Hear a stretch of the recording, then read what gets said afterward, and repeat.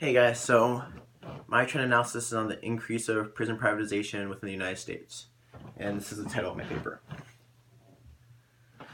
Okay, so the first cause I want to talk about has to do with the CIA.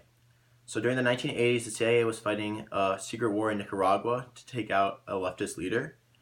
And in order to finance this, since they couldn't get it through taxes, they instead paid officials to go out and make deals with drug cartels in California to put cocaine into the ghettos of Los Angeles. This had major effects as it came with the invention of crack, which is a cheaper, more volatile version of cocaine, which is much more dangerous and can be mass produced easily.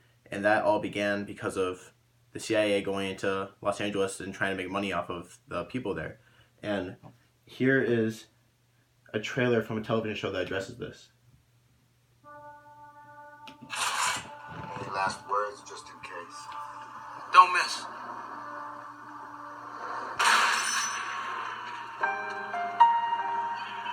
You got three things in life when you're born. What your mama tells you, what the streets teach you, and what the future holds. But no one knows. That's the one you got control over. Frankie!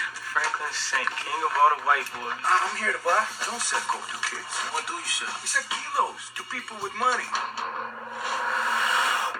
50 kilos worth of cocaine hidden in a hot tub.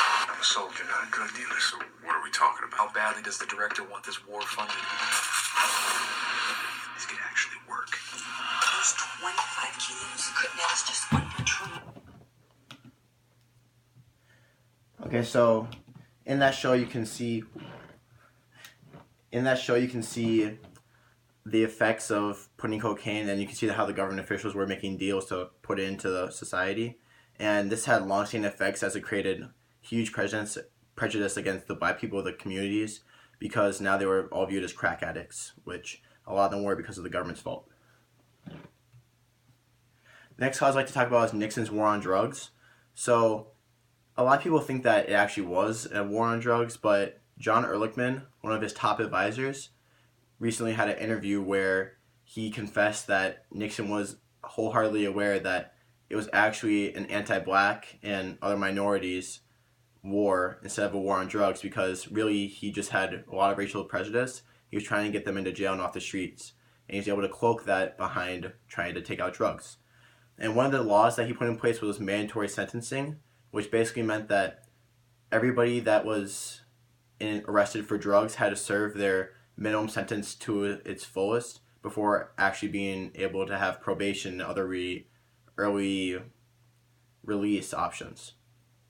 This created a major increase in artificial drug or superficial drug arrests. As you can see in the graph here, the government had exponential increases in spending, but really the U.S. drug addiction rate stayed low and essentially steady during this entire period. So you can see now they're not spending money to try to stop drugs. They're actually spending money for a different reason, and it's driven by racial prejudice. From the arrests from the CIA putting cocaine into Los Angeles and that spreading into crack everywhere else, and now Richard Nixon fighting his war on drugs, there was a huge amount of people going to the federal prison system. And unfortunately for them, they were unable to house and take care of all these prisoners at once. So this opened up the opportunity for private prisons to come into effect. And here you can see a graph, and the blue line is the prison population, the federal prison population. You can see that steadily rising, and up until about 1990, which is when private prisons really started taking form, the crime rate is rising and then it goes down. Yet while the crime rate is going down, the prison population continues to go up. So this can show that there's a huge disparity between the reasons why people are going to prisons now after private prisons are put in place, because now it's not actually about crime, it's about making money. So the emergence of private prisons came in 1984 in a Tennessee county when a private contractor made a deal with the government there. The largest private prison corporation is the CCA, or the Correctional Corporations of America. One of the main issues that I find with the CCA is that they have a quota system where each institution needs to have 1,000 beds filled with prisoners at least, and with prisons larger than that, 90% of those beds must be filled at all times for them to be following their policies. So this essentially shows that it's not about justice anymore, it's not about rehabilitating, It's about filling beds and making money off of having prisoners there. This opens up a lot of opportunity for corruption because now they're just trying to fit numbers and they don't actually care about the people themselves. And here's a graph showing the increase of adults in private prisons between 1987 and 2001. So you can see that there's a huge sharp increase at about the same time when the crime rate started going down.